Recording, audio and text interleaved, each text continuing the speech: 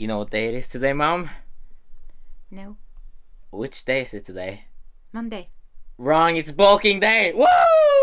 So as you probably could tell, my mom is super excited about the lean bulk, which I'm starting right now, and that's what this video is about. So yeah, in today's video, we're going to be covering my workout program for the lean bulk. We're going to be covering my supplements. I'm actually starting some new supplements as well, so yeah, it's going to be pretty exciting to see how much mass I can gain.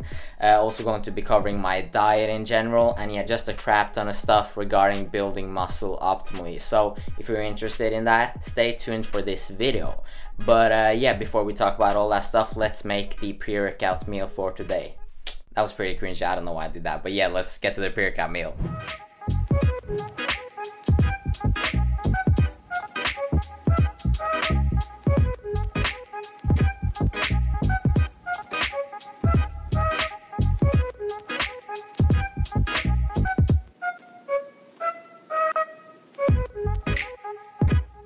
So I just finished making the pre-workout meal. It's a pretty solid one, just a standard oatmeal dish. Huh. But anyways, this is a pretty solid pre-workout meal. It doesn't contain a lot of fat, mostly carbs and some protein. And yeah, when it doesn't contain a lot of fat, that means that the carbs will be absorbed by the body faster. So that's why we're not having a high fat meal for the pre-workout meal. I'm going to eat this right now, and after that we'll talk about my nutritioning plan for my lean bulk. So I'm not gonna lie, that meal was pretty good, you should try it out. But yeah, now we're going to be talking about my nutrition when it comes to my lean bulking phase and how exactly I'm going to be eating and supplementing to build the most amount of muscle. Well, first of all, my calories. I will start to eat roughly 2,750 calories, which is going to put me in a calorie surplus of roughly 10%, which I covered in my previous video, so check that out if you want to find out your perfect lean bulking calories. And my macros will be up on screen right now because I can't memorize them, or it's somewhere around 140 grams of protein at least. But yeah, those are my macros, a pretty good distribution, not too much protein but not too little as well, a perfect amount. And now let's talk about the juicy stuff, the supplements. Well, there's actually one supplement that I'm starting to go off of just because I don't think it's worth it. It's very overpriced, it's underdosed, it's a lot of bad stuff. It carries a lot of placebo as well, and that is pre-workout. To be honest, most pre-workouts, they just contain a good amount of caffeine, and they also contain a good amount of beta-alanine just to give you those tingles so that you think that you're getting like a shit ton of energy. But most pre-workouts are pretty underdosed, and the few pre-workouts that are actually sufficiently dosed, they are pretty expensive, and I'm on a budget, so I don't think it's worth it. But I will stick to caffeine and citrulline malate. I got citrulline malate right here, and it's a very science-based supplement. It helps with blood flow, and it actually improves performance as well. A few studies have shown this. It basically makes your muscles less fatigued as your sets go on. For example, during your last set on bench, you're going to be able to do 1 or 2 more reps if you're taking this pre-workout. A few studies have shown that, so that's pretty sick. And I'm also going to be using whey protein, just standard protein. Is there anything magical or super beneficial with protein powder? No, it has a very good amount of protein quality, but you can find that in most meat sources as well. But the thing about it is that it's cheaper per gram of protein when it comes to, or compared to foods in general. So yeah, definitely would recommend to have some whey protein because it's the cheapest form of protein. And one supplement that I'm going to be taking for my general health is just omega-3s, just fish oil tablets, nothing special about that. And the last supplement, one that I'm actually starting as we speak, this is something that's going to make me not natural anymore. So yeah, no, I'm kidding. It's just creatine monohydrate, nothing special about it. You've all probably heard of it. I've gotten a few DMs about it recently. Yes, you can take it, you don't have to cycle it. It doesn't have any negative side effects for healthy people, but for some people creatine can upset their stomach a bit, so yeah, just be cautious of that. So that's what I'm starting. Those are my supplements.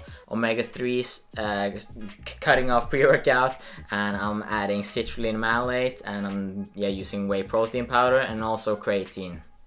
I don't even know if I can count. But yeah, those are the supplements that I'm going to be taking for my lean bulk. And since I'm starting creatine, I will actually document it in a future video, like my progression on creatine, to make more of like a science-based and educational video evolving that. So stay tuned to the channel to see that in a few weeks. But yeah, I'm pretty excited to do this workout right now because this is going to be the first workout of my lean bulk. I'm also going to be doing a voiceover talking about my exact training program when it comes to my lean bulk, because I want to grow. And if you do as well, definitely stay along, because that's what this channel is about, helping people and documenting my progress. So yeah, let's get into the workout. So now we're going to be talking about my new training program, which I'm going to use to get massive as fuck. And on the screen right now, you're going to be seeing the workout that I did for today. I'm just starting off with some pause bench for 6 reps and a few reps in reserve. But yeah, let's talk about the program. Well, yeah, it's a power building program, and that means that I'm going to be focusing on both building muscle and strength. But before we go more in depth about that, let's cover the training split. So yeah, it's going to be a modified upper-lower split. We're not going to be doing it 4 days a week, we're going to be doing it 5 days a week. So we're training our upper body 3 times a week and our lower body 2 times a week. There's a few reasons for that, and I've covered that in a previous video, so not going to talk about that in this one. And that training split is not like a random decision. I've spent a lot of time going back and forth on what split is best for me at the moment, and that is definitely the one. But yeah, how am I exactly focusing on building muscle and strength at the same time? Well, we're implementing certain periodization techniques from powerlifting and also some periodization techniques from bodybuilding. So on heavy compounds, or the main compounds such as the bench, deadlift and the squat, we're utilizing linear periodization. And that means as the weeks go by, then we're slowly reducing the reps, because then we're increasing our intensity. And that's the most common periodization strategy that is used by powerlifters when they want to get strong and peak for their competition. But as I said, this is not a powerlifting program, this is a power building program. So that's just a certain periodization strategy we use for some of the exercises. But for isolations, we mostly, we choose a rep range. So let's say on the bicep curl, we for example do 10 to 14 reps, and throughout the mesocycle, my goal is to stay on the same weight but move up in reps. And that's a better way of progressing on isolations, because when it comes to isolation movements, you probably know this as well, you can't increase the weight every single time, then you're going to stall and overtrain pretty fast. So that's the 2 main forms of periodization. And when it comes to how the training phase is actually structured, well, one mesocycle actually lasts for 7 weeks. It starts off with 6 training weeks, and the last week is going to be a deload week, so that we can get rid of that accumulated fatigue in order to get stronger and even bigger once we return to the normal training weeks. And the program consists of roughly 3 mesocycles, so it's going to be lasting for a good while. But I'm not focusing on the other ones now though, because I'm going to make adjustments once I'm done with this current mesocycle. And I haven't really covered volume yet, and I could make a complete separate video for this on its own, so I'm going to be quick. But basically, for most of the compound movements, I'm doing 14 to 18 weekly sets. And for the smaller muscles and for the isolations, I'm doing 6 to 12 weekly sets. You know what, I really noticed that I should do some cardio after doing these voiceovers, because I can feel that it takes a toll on my heart, which is pretty pathetic.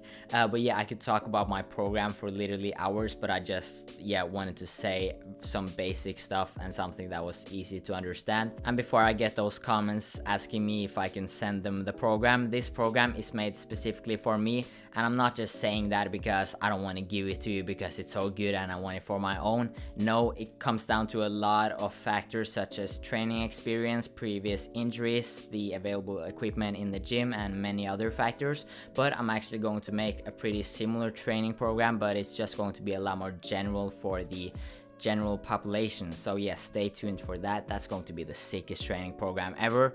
But I feel like we've spoken enough about this training program. Again, I didn't go in depth about a lot of stuff such as the exercise selection, so let me know if you want to see that in the comment section below. But anyways, let's continue the video. So I just got home from my upper body workout. I'm about to make a post-workout meal right now. I actually trained calves at the end, but I didn't film that for obvious reasons. But anyways, I'm excited for this bulking phase. Mama Bulkan, what are your opinion on me starting creatine? That was your decision, right? No. She actually said to me the other day, if I don't hit a 3-plate bench press pretty soon, she's going to kick me out of the house. So, yeah, I gotta make that happen. But yeah, anyways, I'm gonna stop bullying my mom right now, and yeah, I'm going to make a post-workout meal, so let's get to it.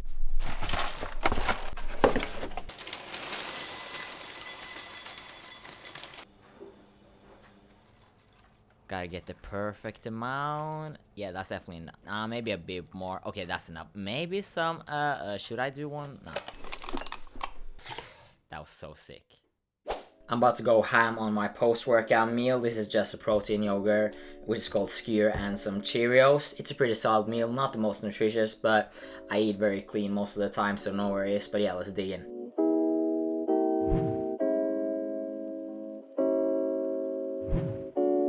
So I just demolished that meal, and yeah, I'm just pretty excited to see where this lean bulk takes me. I just want to optimize everything. I'm going to make sure my nutrition is on point, my sleep's on point, my recovery is on point, my training is on point. I just want to see the best results possible. So yeah, just really motivated to kill this bulk, and hopefully if not anyone calls me out for using steroids, then I'm going to be disappointed. So yeah, even if I don't look big, I sometimes get like cramps in my biceps after training them. Do you sometimes get that? I don't know.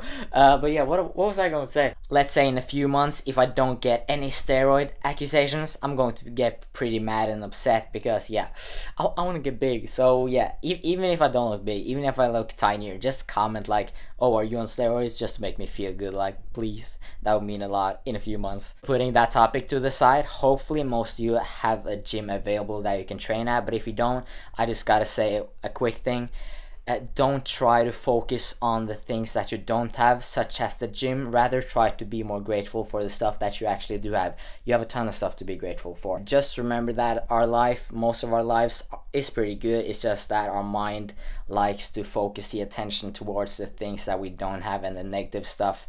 Naturally, from childhood and stuff. I'm not gonna talk about that though. But yeah, just remember to be grateful for what you have, and don't think so much about the things that you don't have. If you catch yourself thinking about the stuff that you don't have, such as the gym, and getting sad about that, try to switch the mindset around and think about something that you're grateful for. If you do that enough, your mind is unconsciously going to look for things to be grateful for, and it's going to make your life a whole lot better. So yeah, that's just something that I wanted to say. If you liked this video, please like the video, but if you didn't like it, dislike it, and tell me in the comment section below what I can get better at to improve.